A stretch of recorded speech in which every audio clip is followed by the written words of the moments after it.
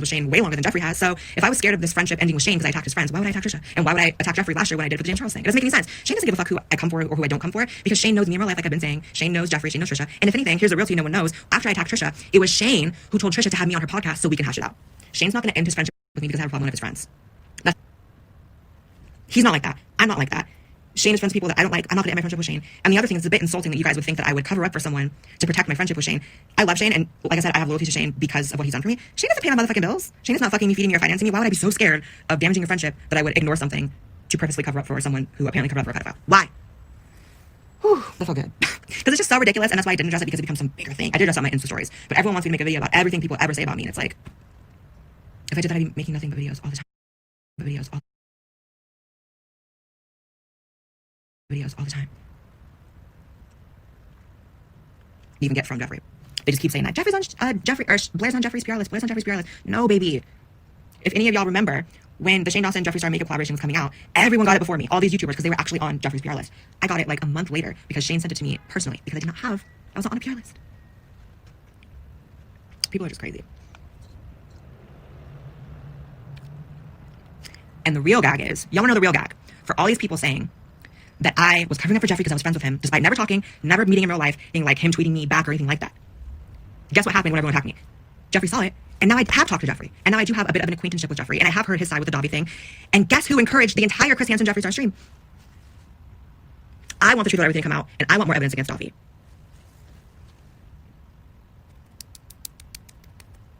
People just don't know. People just do not know, and people love running with narratives. I can't. The Jeffree and Chris Hansen live stream is in 30 minutes or so.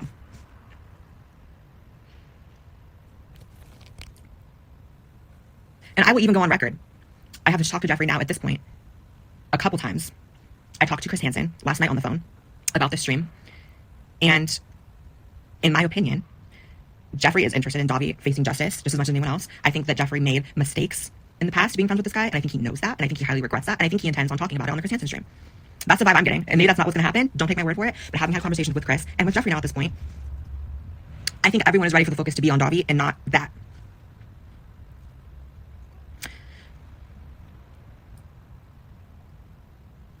Let me see. Sherry Pie from Drag Race is apparently a predator or something. Someone said, what age was Jeffree when he was touring with Dobby? I don't know. I think he said like 19 or something. I don't think anyone, even Jeffree, is under the impression that it was a good thing that Jeffree was friends with Dobby or potentially went back after seeing his pedophile be friends with Dobby. I certainly don't. But I think at this point, the best thing that Jeffree can do is address it and give more info for the investigation. What? You're gonna go buy it? Yeah, because one of the stores bigger, and I found a guy with a truck that'll go for $50. Okay. I don't have time tomorrow or this week. Have fun. Okay. Did I watch Out of Shadows? I did. We watched Out of Shadows together. Remember? The vampire thing? No, the documentary about the pedophiles in Hollywood. Oh, yeah. Yeah. My general feelings on Out of Shadows. What are you doing? I can't scratch my back. Oh, my opinion on Out of Shadows is they lost me with a few things. I think they kind of were a little nutty on certain parts, but certain points brought up in the documentary were very valid, and we still don't have answers to. So it was kind of a mixed bag.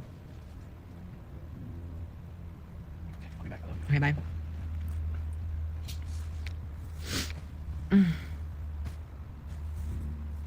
So I can't wait for this stream.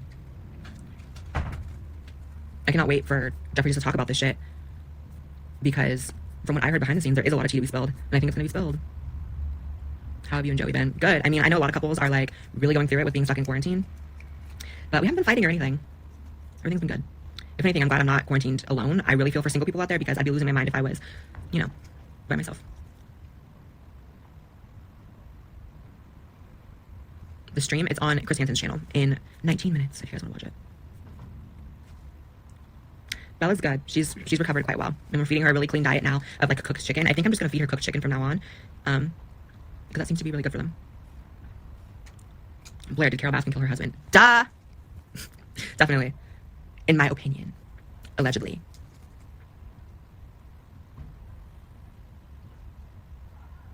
What's your opinion on the people that are protesting the stay-at-home orders? Y'all want to get into that? Okay, so my opinion on that is, I very much sympathize with people that are unable to feed their families right now, unable to work, and are facing hunger, quite frankly, because that's at the end of the day the reality of what's going on for a lot of people, and it's really fucked up.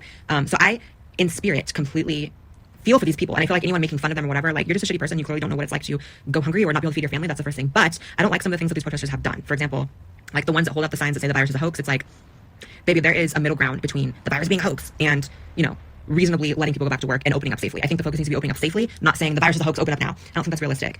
I think that we have a twofold crisis. One is the virus, and the other is obviously the economy, and we have to address both in a way that doesn't take away from the other. So it's a complicated situation. I hate that it's become so partisan and divided. I feel like we should be addressing these crises without demonizing the people that are, like, there are people that are obviously more concerned about the virus, and then there's people that are more concerned with the lockdown and the economy, whatever. And I completely understand people on both sides. We have to address both.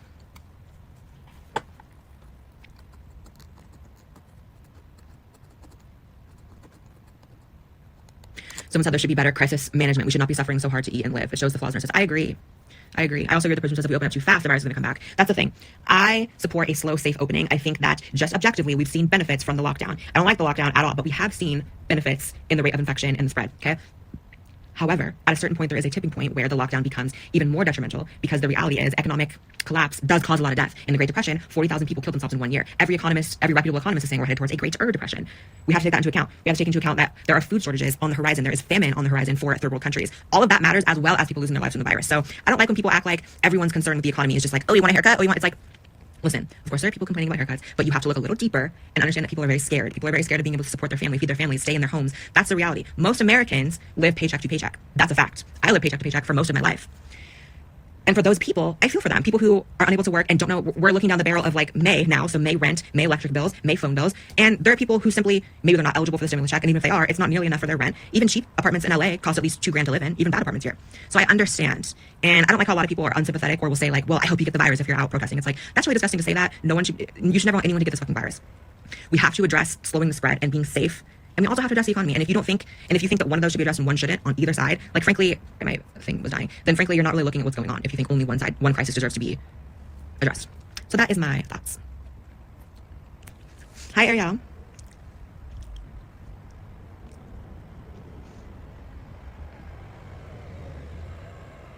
Do you know Eugenia Cooney? Is she okay? I don't know her and I don't know if she's okay, unfortunately.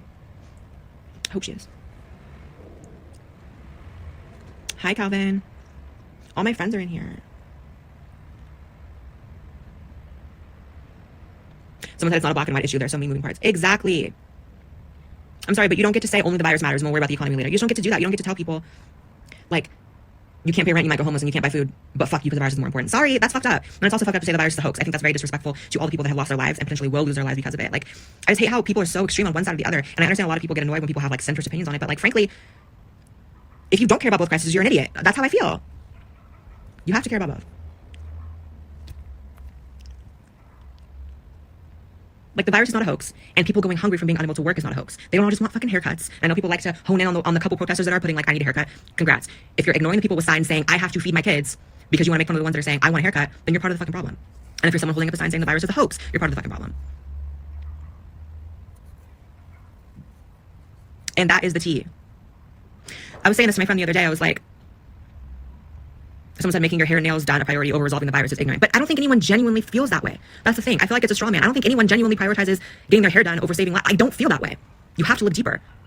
Even if someone's holding up a silly sign about wanting a haircut, choose to look deeper into it to realize that hairdressers are people who have bills and children to feed too. And a lot of hairdressers don't have money reserves backed up to keep their salons going despite being closed. You have to look deeper into stuff. And then you look at other deaths that are going up. Deaths from heart attacks are going up. Deaths from diabetes are going up. Deaths from all of these things are going up because they can't get the care they want. Even a lot of, like, you know, elective surgeries and treatments. People say they're elective as an excuse to disregard them as unimportant. But at the end of the day, there are people that get Botox to get rid of, like, searing pain from an injury because it freezes the muscle. There's stuff that sounds superficial on the surface, like, oh, Botox. Okay, but try telling the person who has searing, uncontrollable pain every day of their life that them wanting to get Botox is stupid to control their pain. Quality of life matters. Just everything matters.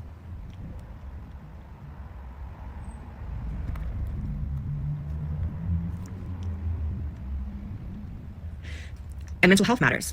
The fact that people have no alternative to staying in their house, it's like people are going to go crazy. And we're entering a heat wave now in LA. A lot of people in LA don't have AC. People are going to be cooped up in their, like, studio apartments with no AC in a heat wave. And y'all want to tell me people are going to be okay with that? Like, I just don't feel like that's the truth. And I'm not someone who's anti-lockdown. I feel like the lockdown has objectively improved the situation. I mean, you can't deny that. It has slowed the spread, which was the goal. It did provide hospitals with the chance to get ahead of it so they're not overwhelmed. I think we've achieved that. And I think now's the time to focus on slow reopening. I think the people who are saying not until 2021 are fucking morons.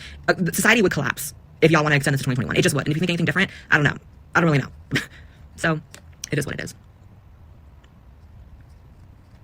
And I think the government's help or lack of, I should say, to people who are struggling is shameful. I think $1,200 that's going to be taxed next year and a one-time payment is insulting. It's embarrassing. It's disgusting. And y'all know I'm in favor of small government. I don't like the idea of government handouts. I never have. I think it's contradictory to people being successful and productive. However, in some situations, obviously things like disability and stuff is different. However, if you're going to take away people's right to work, you have to help them. You have to give them more than $1,200 a one-time payment that maybe is taxed next year. It's not okay. And the fact that there's such a hold up on helping small businesses too, it's like, sometimes it's not taxed. Oh, I heard it was taxed. Maybe it's not. I'm not sure. But either way, you get the point. $1,200 one-time payment is laughable at best. If I was working a minimum wage job that I could not work now as a result of the lockdown, which thank God I am not, if I was, $1,200 would pay a third of my rent. My rent is 3 times that. So a lot of people are looking at May and saying, did y'all know a third of Americans did not pay their rent in April? Because they couldn't. A third. It's going to be like 75% of people don't pay their rent in May. So that's what's so crazy about people that are like, nope, can't open until 2021. It's like, we aren't even paying our rent in April, and you think people are going to survive till 2021 being able to work? Like, are you crazy? Are you actually ill? Because that's crazy. How do you think Trump is doing with all of this? I think Trump has made right and wrong decisions. I think that a lot of the way that he words things are just, I try not to listen to his words, which is sad. I try to pay attention to his actions. And a lot of his actions, which is backed up by even the governor of California, who was staunchly against him before this, have been beneficial. I think that the way that Trump and the federal government acted on ventilators was very positive. We are now not in, we don't have a ventilator shortage because of the action from the president and the federal government, which I think is amazing. I think the press conferences from the White House, I don't know. It's like I want daily updates, but I feel like it's just creating a media circus rather than real information. And it's disappointing to say the least. But I'm hoping that going into summer, we can start putting all this behind it because it really is a fucking disaster.